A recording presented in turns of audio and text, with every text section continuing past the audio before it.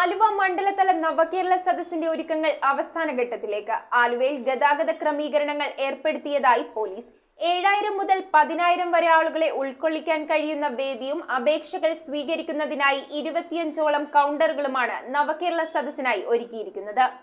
Aluva municipal bus സ്റ്റാൻഡിൽ December 7 നടക്കുന്ന നവകേരള സദസ്സുമായി ബന്ധപ്പെട്ട് ആലുവയിൽ വാഹന ഗതാഗതം ക്രമീകരിച്ചിരിക്കുന്നതായി പോലീസ് അറിയിച്ചു. പെരുമ്പാവൂർ ഭാഗത്തു നിന്നും വരുന്ന KSRTC ബസ്സുകളും മറ്റു വാഹനങ്ങളും Matha junction, Zeenath junction, old private bus stand, railway square, KSRTC എന്നീ ഭാഗങ്ങളിൽ സർവീസ് അവസാനിപ്പിക്കണമെന്നുമാണ് നിർദ്ദേശം. തിരികെ railway square, pump junction, Matha junction വഴി പെരുമ്പാവൂർ റോഡിലൂടെ പോകേണ്ടതാണ്. പെരുമ്പാവൂർ ഭാഗത്തു നിന്നും വരുന്ന പ്രൈവറ്റ് ബസ്സുകളും മറ്റു വാഹനങ്ങളും പവർ ഹൗസ് ജംഗ്ഷനിലെത്തി സബ് ജയിൽ റോഡിലൂടെ Zeenath junction, old private bus stand വഴി റെയിൽവേ സ്ക്വയർ, KSRTC ഗവൺമെന്റ് ആശുപത്രി, കാരോത്തുകുഴി, പുളിഞ്ചോട് ജംഗ്ഷൻ വഴി ഹൈവേയിൽ പ്രവേശിച്ച് ഫ്ലൈ ഓവറിലൂടെ ബൈപ്പാസിലെത്തി Najath bank junction, town hall വഴി പമ്പ് ജംഗ്ഷനിലെത്തി മാതാ ജംഗ്ഷൻ വഴി പെരുമ്പാവൂർ റോഡിലൂടെ പോകേണ്ടതാണ്. അങ്കമാലി കാലടി ഭാഗത്തു നിന്നും വരുന്ന ബസ്സുകൾ ബൈപ്പാസിലെത്തി Najath bank junction, town hall വഴി പമ്പ് ജംഗ്ഷനിലെത്തി railway square, KSRTC hospital junction, Karothukuzhi വഴി പുളിഞ്ചോട് ഭാഗത്തെത്തി ഹൈവേയിൽ പ്രവേശിച്ച് മാർക്കറ്റ് റോഡ് വഴി ബൈപ്പാസിലെത്തി അങ്കമാലി കാലടി ഭാഗത്തേക്കും പോകേണ്ടതാണ്. എറണാകുളം ഭാഗത്തു നിന്നും വരുന്ന ബസ്സുകൾ പുളിഞ്ചോട് ഭാഗത്തെത്തി ഹൈവേ ഫ്ലൈ ഓവറിലൂടെ ബൈപ്പാസിലെത്തി Najath bank junction, town hall വഴി പമ്പ് ജംഗ്ഷനിലെത്തി മാതാ ജംഗ്ഷൻ വഴി പെരുമ്പാവൂർ ഭാഗത്തേക്കും റെയിൽവേ സ്ക്വയർ, KSRTC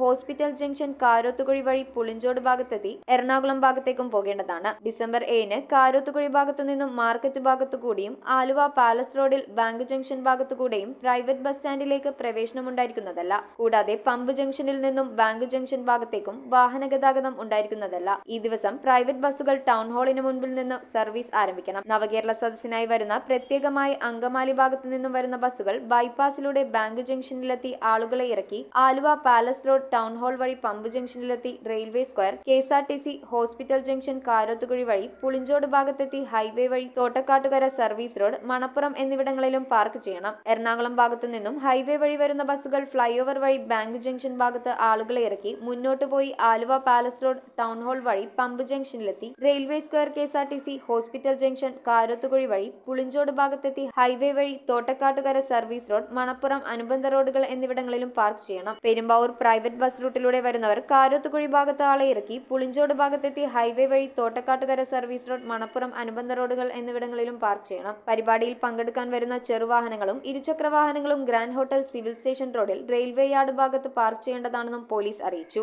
7000 മുതൽ 10000 വരെ ആളുകളെ ഉൾക്കൊള്ളിക്കാൻ കഴിയുന്ന വേദിയും അപേക്ഷകൾ സ്വീകരിക്കുന്നതിനായി 25ഓളം കൗണ്ടറുകളുമാണ് നവകേരള സദസ്സിനായി ഒരുക്കിയിരിക്കുന്നത്. News bureau, Aluva. ഈ ക്രിസ്മസ് പുതുവത്സര കാലത്ത് വമ്പിച്ച ഓഫറുകളുമായി സോൾട്ട് ഹൈപ്പർ മാർക്കറ്റ് നിങ്ങൾക്കായി ഒരുങ്ങിക്കഴിഞ്ഞു. നിങ്ങളുടെ വീട്ടിലേക്ക് ആവശ്യമായ എല്ലാ പ്രോഡക്ട്സുകളും വൻ വിലക്കുറവിൽ. സോൾട്ട് സ്പെഷ്യൽ പ്രോഡക്ട്സ് ഉൾപ്പെടെ എല്ലാ ബ്രാൻഡുകളുടെയും പ്രോഡക്ട്സുകൾ മാർക്കറ്റ് വിലയേക്കാൾ കുറഞ്ഞ വിലയിൽ സോൾട്ട് ഹൈപ്പർ മാർക്കറ്റിൽ നിങ്ങൾക്ക് ലഭ്യമാണ്.